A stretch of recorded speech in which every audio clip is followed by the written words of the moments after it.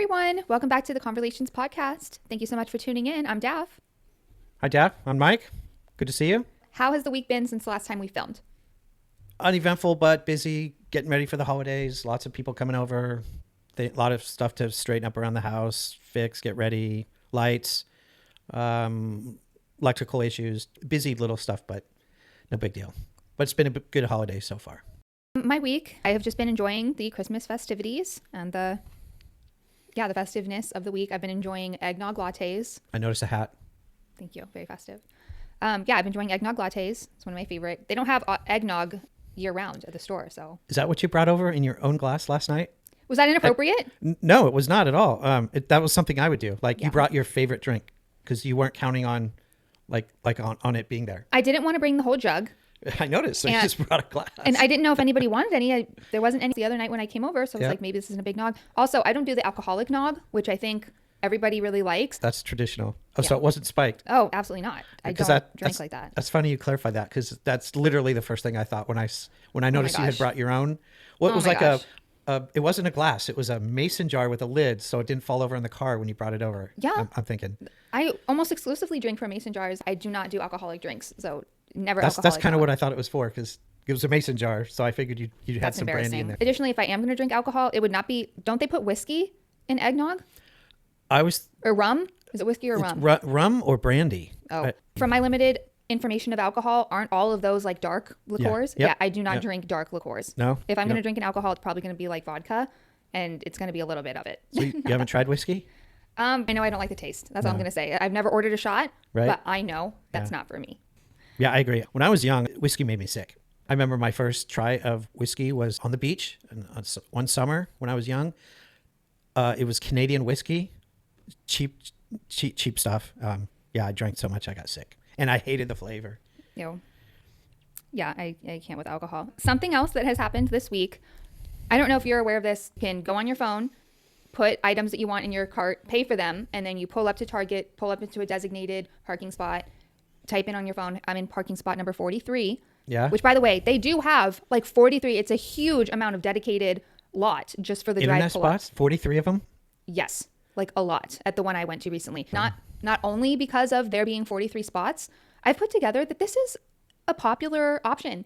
Whether people are getting toothbrushes or getting all of their groceries and they're sick and they can't get out of the car type of deal, it's a popular thing. Since they introduced it a couple years ago, I think it was maybe introduced during COVID, actually. Probably, yeah, makes sense. But it just stuck around because it was honestly a really ingenious idea.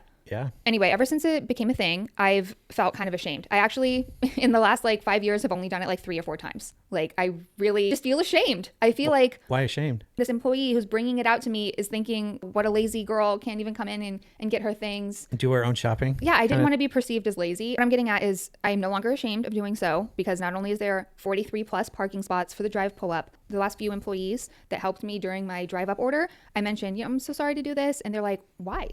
I enjoyed this position. I like doing this. And I was like, oh, okay. So I'm no longer ashamed. It's not like I'm going to be doing it left and right, but when I need to do so, I will no longer feel ashamed.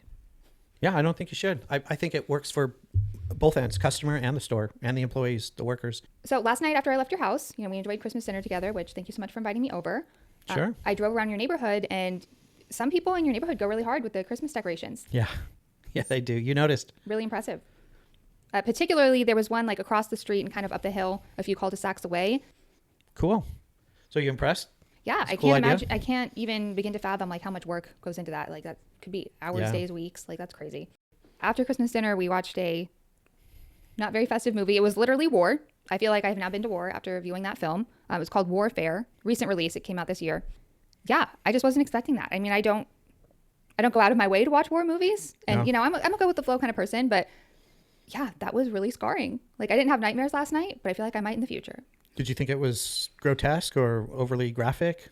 Yeah, the injury scenes were rough. That was hard to look at. Yeah, I thought it was pretty graphic compared to most movies. I was wincing. Yeah, it was painful to watch a little bit. But I guess informative. If you're considering doing war and signing up for the armed forces, maybe you should watch that. I mean, they depicted, I felt like I was there. Yeah, it was realistic.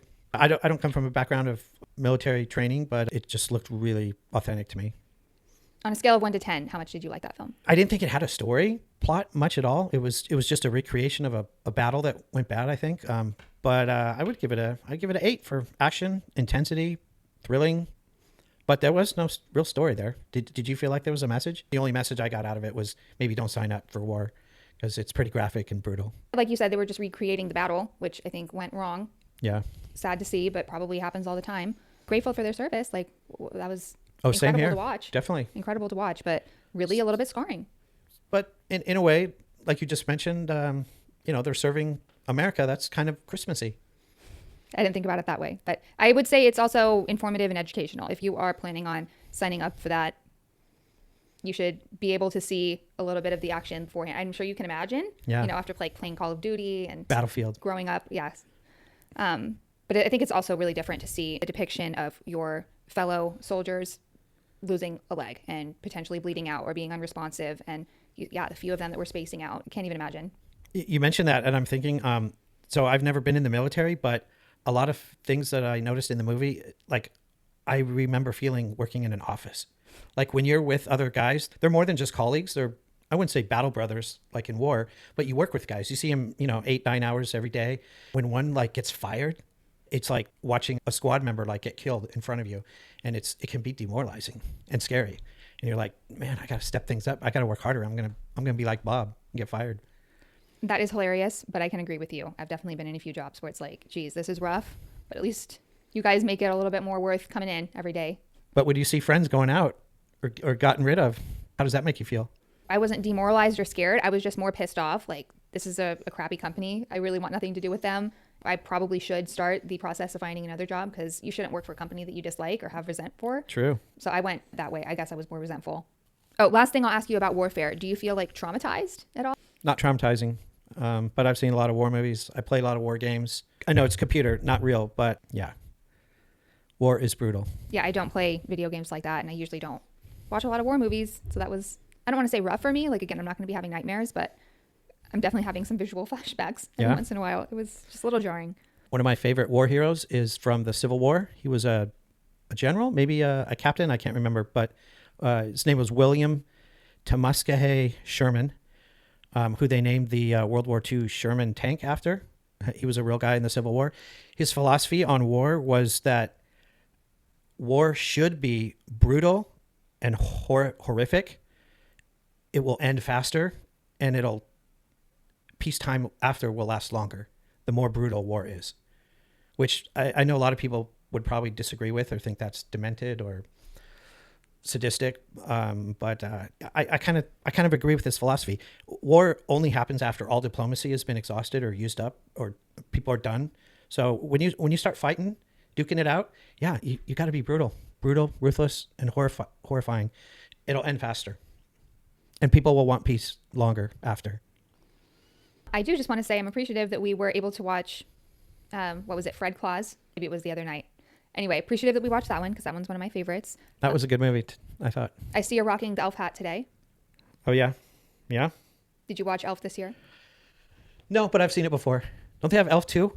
Thankfully, they did not do an Elf 2. Will Ferrell did not want to sell out. I heard he turned it down.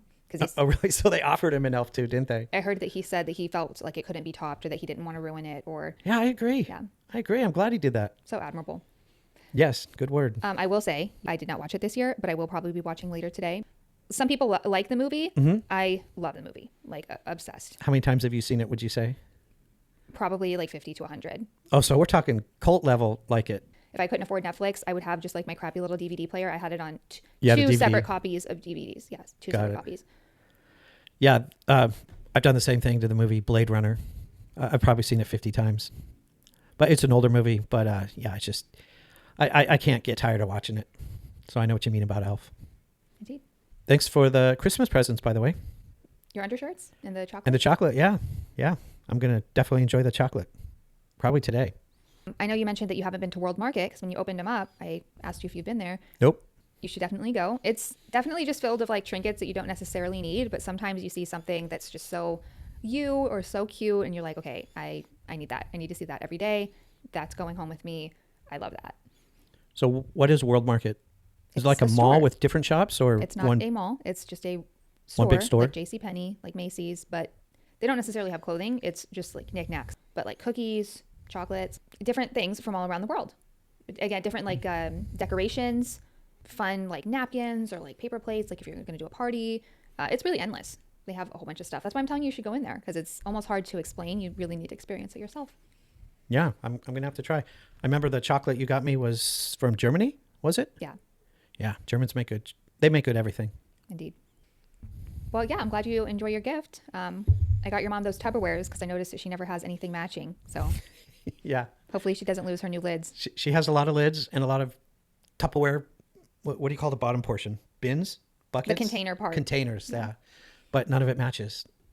Which is fine, but at one point you got to just buckle down and buy the set. And Yeah. it's a really good gift if somebody needs it. So I'm so glad I was able to get that for her. I'm glad too. Did you hear her say she had a special place for just that set? Like she's going to keep that set all together. I heard. We'll see how long that lasts. It's holiday season and Yeah. everybody's traveling. Thankfully, not me. I know you're going to be traveling next month, but I'm looking forward.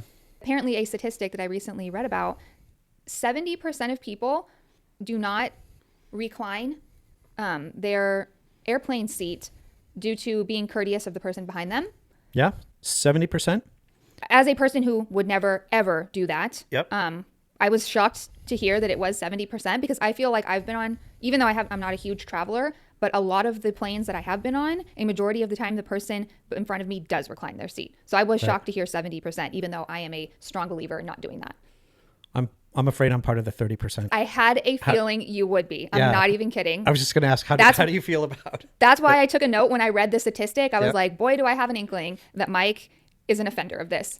Guilty as charged. Yeah. Well, I saw people in the comments saying, you paid for that seat. Go ahead and recline it. And then somebody responded and was like, I think we found a 30%er, you guys. I'm one of those.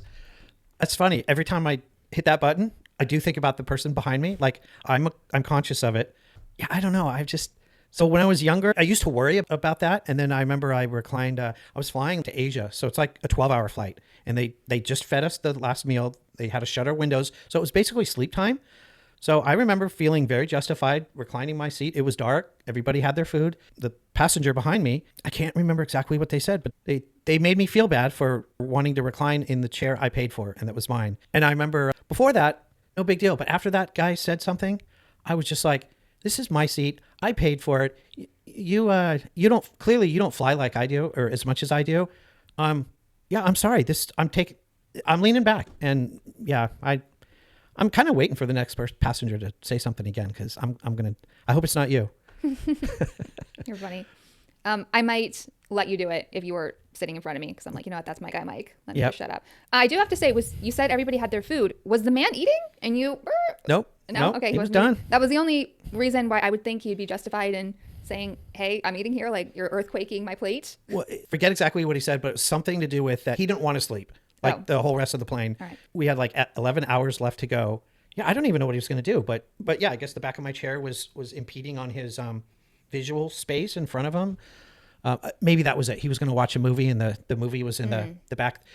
Now I remember. He couldn't focus on the screen. It was like too close for him. He needed his glasses or something. So as somebody who hasn't done a long plane like that, I do have to say the planes that I have been on, I've reclined just to see how it feels, right? Yeah. It's not even really that much of a recline, in my opinion. Got a point there. I was like, Yep. okay, if I wanted to nap, I couldn't nap at this. I don't know my degrees. I'm not a math major, but it's not a sleep position. It's not a sleep angle. If you're asking me, it's just a little diabolical. They're like, oh, reclining chairs, like that's a luxury. Where's the reclining? Kind of deceptive, we're right? reclining by an inch. I'm a little bit annoyed when somebody does it, but Mm-hmm. I would never speak up and like say something.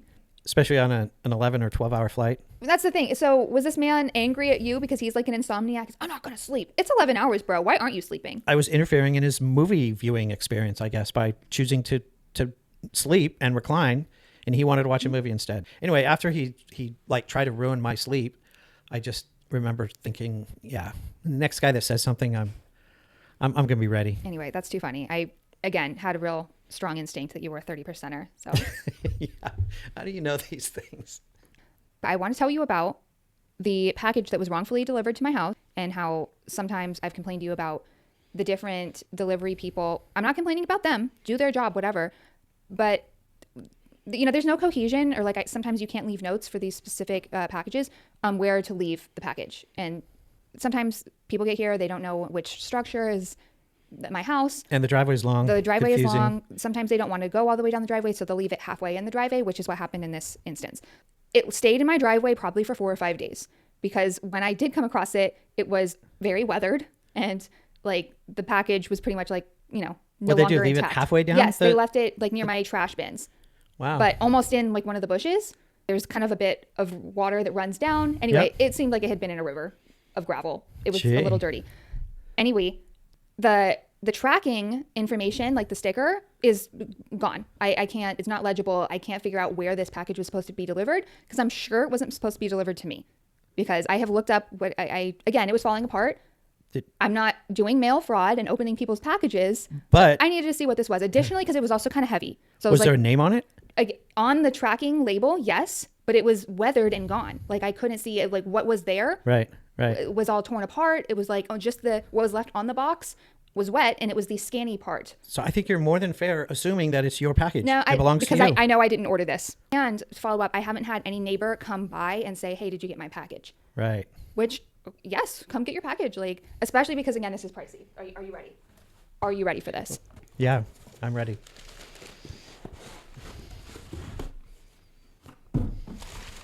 Look at this packaging.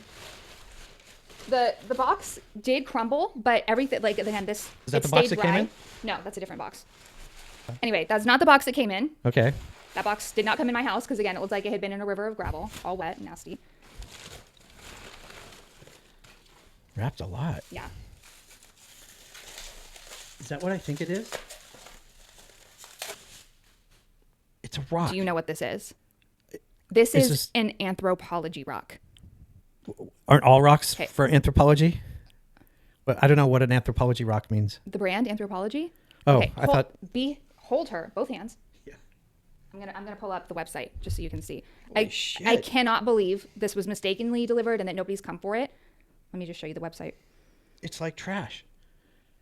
Okay, that is not trash. Anthropologierocks.com. This is, when you scroll down, this is I've never heard worth of any of this. $9,200. It is a special collection. You're freaking kidding me. I This will thing's link worth below. $9,000. I will link below so you guys can check out this website. I so hope somebody comes for it, but whether it's like the mail lady, Good point.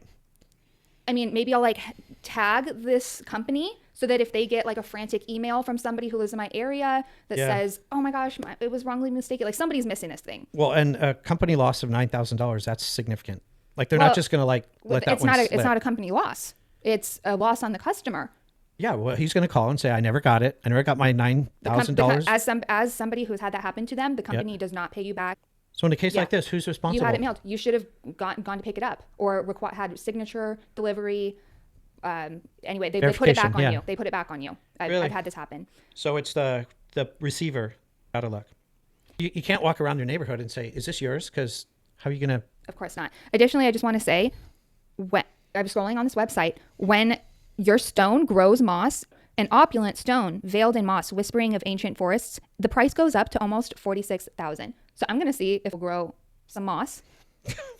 Yeah. It's heavy. I give it that. Like it's heavy for its size. Look at that sucker. But anyway, sorry that somebody's missing their albino stone. It's She's in good hands. All I got to say. They literally have a name for it. That's bizarre. Isn't it? My father was, when he was younger, was a coin collector. So I remember hearing the same thing. You never clean an old coin. You never wipe off an old coin. If tarnish starts to grow on an old coin, it actually makes it more valuable. Yeah. It's like a weird thing. Anyway, super crazy and Yours wild. now. Unless somebody comes to claim it. I Yeah. would never withhold this from the rightful owner. How many days are you going to wait before you eBay it? It had to have been delivered last week. Yeah. So I don't know. It seems like nobody's coming for it. They'll claim it happens within a couple of days or, Yep. FedEx will come looking for it, I think. I don't know. I'm not going to eBay. I'm going to see if it grows moss so it can be more expensive. Yeah, put it on a shelf and enjoy it. The last thing I want to talk about for this week, it is airport travel related. I know I shared with you that video of I think they're coining her 2-cat Karen. Oh, yep. Another video you're talking about. I can't call her a nice woman because she really was yelling inappropriately at these people who were very nice and helpful. Yep. The ticket agents. During a very busy season. Yeah, anyway, I will link the video. So if you're watching, please do check the links so you can watch and know what we're talking about. I just wanted to ask for your take. I know who I think is in the wrong here, but I know sometimes we have a differing opinion. Who's in the wrong here? The woman for not booking correctly? Or is it the airline's fault for making booking and adding on a pet reservation difficult, needing the flyer to call for animal reservations to be added on? Well, when you say it that way, so yeah, actually, I do have an issue with companies constantly making changes. In the end, I'm going to say it's this lady's fault. The attitude was undefendable in this her situation. behavior, her attitude, her blame. She would not accept any responsibility for anything. If I remember right, she even like brought up her mother when they were trying to negotiate with her. She was like, "Yeah, tell that to my mother. She was the one who made my reservation." Like, well, they're not going to go. I don't believe "tell that to my mother" was the quote. I think she said "my mom tried to," which is a tidbit of information that she hadn't supplied beforehand. So did your mom just make this reservation and, she maybe didn't have like your cat's information? Because I think they have a lot of information is needed for any animal doing traveling. Right. So maybe your mom is paying for the ticket. And I think this woman is used to showing up at the ticket counter saying, I need to add my pet reservation. And people are usually very accommodating for her. She does have 2 cats in one carrier, which I think was the entire issue. And I think she's probably gotten away with this, with only being charged for 1 cat. I've never flown with a cat, so I don't know from experience, but I can only imagine that the pet fee that she was asking to pay, she was asking for them, charge me the $120, add my pet to my reservation so I can get on my plane, please. They were saying, no, 2 cats, 2 carriers, and you also didn't set up the reservation. I think she has gotten away with, again, 2 cats flying for the price of 1 in 1 carrier, which as a cat owner, unless they are a couple week old kittens, the size that you're allowed to have for a pet carrier is pretty restrictive. I could not imagine having 2 adult cats in 1 carrier, and I'm making the assumption that her cats are adult because she said she has been doing this, flying with her cats for years. Yeah. So your cats are multiple years old, which means full sized, probably a good 10 pounds. That's the average size of a cat. And then she was going back and forth with the weight. Oh, is this the issue with the weight of the cat? No, it's 2 cats. You need separate carriers.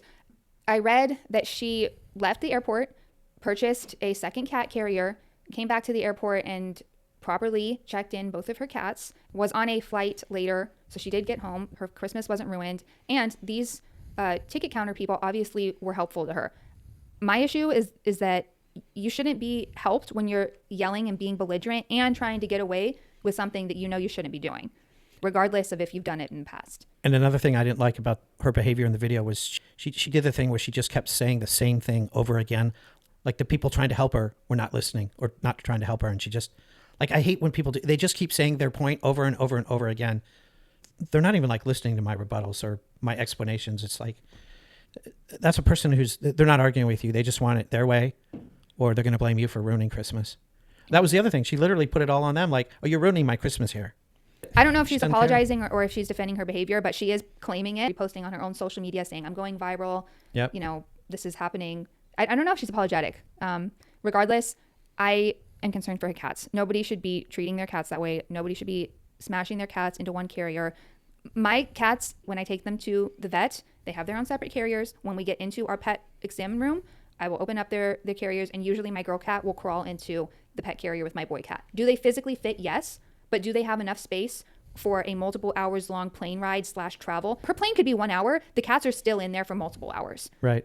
That's not cool. If 1 cat were to have an accident, then the second cat is being forced to come in contact with that accident as well. Right. If one of the cats starts to have a panic attack because maybe they hear their mommy screaming and being irate, they need space. Regardless of if your pets are best of friends and siblings, they need their own carrier. What's the wording on the from the airlines when they're talking about the pet fee? I'm guessing it's 1 fee per container. It says here's the current Alaska Airlines pet booking travel fee info for 2025. In-cabin pets, $100 each way per pet for most flights, it says. This fee is charged per direction, per pet / carrier. So exactly that. She's reading, per carrier. So right. I'm shoving both of my cats in 1. Yeah, why not 3? That's just, I'm not going to say, the A word, like it's animal abuse. But I would never do that. I'm sorry. As an animal carer, no. Well, and it sounds like the airport has established their policy. Indeed. This fee is typically collected at check-in or when adding the pet to the reservation, not automatically in the online booking path. So, yeah, it's not automatically able to be done online, probably because people try to do exactly this. You must reserve space for your pet, limited per flight, by contacting Alaska Reservations after you book your ticket. It can't always be done fully online. So it sounds like sometimes it can, sometimes it can't. Maybe if you're like an Alaska preferred and you have traveled with the pet hella times, they know you, maybe it's cool. And all the pet records are up to date. Right. Maybe you have that. I'm thinking another thing too. Do you think that maybe, like, have you noticed people sometimes pulling stuff like this, like on purpose? Like creating, like, do you think she knew the policy? She just didn't want to pay for 2 containers. So she thought she just planned to like make a stink about it. And then they would just like, okay, lady, whatever, just go. Okay. Yes, I do think she was creating that big stink and situation. Like, I've done this multiple times. I've traveled with my cats. My for mother years. made the arrangements. So she's just saying she's gotten away with it multiple times, which I feel bad for your cats. My cats can't speak, but I know they would not be okay with being in one carrier for multiple hours. Anyway, awful. It shows the kind of person you are, and it shows your kind of consideration, not only to treat and yell at the ticket agent who is more than helpful and polite to you, Yep. but also you're treating your cats non-ideal way. Your cats Inhumane? I'm not going to say inhumane. I'm saying non-ideal. It is a non-ideal way to travel with your pets. Maybe if they're 5 pounds each, again, they could be. Some cats are like dwarf kind, right? Yeah. But I can't imagine they were dwarf cats. I don't know. They're It doesn't probably- matter. It doesn't Yeah. matter. You're right. Doesn't matter. She's trying to bend the policy. When the policy said per pet / carrier, Yep. she's only reading carrier. It says per pet, girl. Sorry. She's trying to save, what was it, $100? So I think that's pretty much all we're going to talk about for this year. Next time that we film, it will be next year. Do you have any Happy New Year. Happy New Year? Do you have any goals or anything that you're planning on getting done next year that you want to share? Well, I feel put on the spot. I've had a really good year, so I don't even remember what my goals were, but this year has ended with, I'm really happy with it. So as far as new goals, I'm just looking forward to going on my trip and hopefully coming back on time. Last time I went to Thailand, I extended my trip and came back. Everyone in my family complained, like, you were gone so long. But for me, it didn't feel like that, but that's because I was the one on vacation. But so yeah, just come back on time. My other goal is, I don't know if this sounds corny or cheeky, but I just want to help my friends and relatives get their goals next year. That's what I'm going to focus on, helping others get their goals. Because I feel like I don't have really, compared to a lot of problems I'm seeing among my friends, I think things are going pretty good for me personally. Awesome. So if you need help with something, let me know. What are your goals? Just to keep the chickens healthy. Chickens are fragile, and I did lose a few this year, which was hard on me. Namely Kim and Pearl. May they rest in peace. I miss them every day. So I just don't want to lose any. So I'm really going to pour myself harder into, their health and care and make sure that they're great and have everything that they need. Same with my cats. I want to be able to make a salad from everything that I can get out of my garden. So like 2 different kinds of lettuce, bell pepper. I love bell pepper. Probably some jalapeno, tomatoes. Tomatoes are easy, but they go bad really fast. And just a few other vegetables. I love salad, so I'd love to make my own salad. So that's kind of my goal. I think that's a noble idea. Prepare a salad from scratch out of your own land. Indeed. We'll see. We'll see if that happens. The last thing that I will be doing, the last goal is to find a pedestal for this little guy. Our Anthropologie Rock that was wrongfully delivered. Yeah. You got to put it on a pedestal and then like have a light on it and maybe even a glass case over it. Indeed. Make it look real museum-like. Hope everybody has a great end to the holiday season. Enjoy the new year, and we will see you in January. Happy New Year. Bye, everyone. Can I hold that again? Yeah, it's actually beautiful now. That's funny. I would have never guessed. Yeah, get a nice stand and put a light on it. That'll make it look super important. How did you even know where to look this up on? I just took a picture on Google, and it came up, Anthropologie Rock. Do you want to see what it says about Anthropologie Rock? Just read this. An Anthropologie Rock refers to a viral internet prank where people pretend a regular backyard rock is an expensive high-end decor item from the store Anthropologie, fooling partners into thinking they spent hundreds on a simple stone, though Anthropologie sells actual less expensive decor rocks and has even joined the joke. The trend exploded after a TikTok video showed a woman gifting her boyfriend a rock she found, claiming it was a pricey Anthro Rock, leading to widespread adoption of even official anthropology content embracing the gag. So this is fake? Yes, it's not real at all. I can't believe you actually fell for it. So you tricked me. I don't know. My dad had a background in coin collecting, and like the weirdest things have value.